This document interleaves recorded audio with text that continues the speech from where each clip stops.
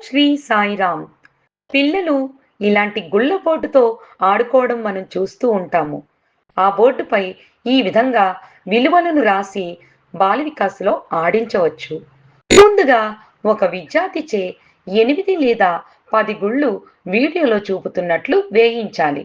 గుళ్ళు వేస్తూ ఉన్నప్పుడు ఒక మంచి విలువలో పడితే పాజిటివ్ పాయింట్స్ వస్తాయి. చెడ్డ విలువలో పడితే నెగెటివ్ పాయింట్స్ వస్తాయి.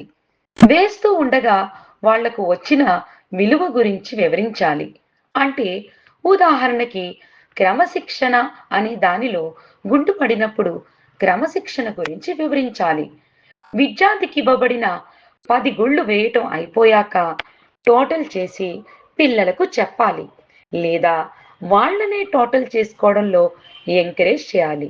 అలా ఆ రోజు క్లాస్‌కొచ్చిన పిల్లలందరూ ఆడిన తరువాత వారిలో ఎవరికి టోటల్ ఎక్కువొస్తే వారిని విజేతలుగా ప్రకటించాలి.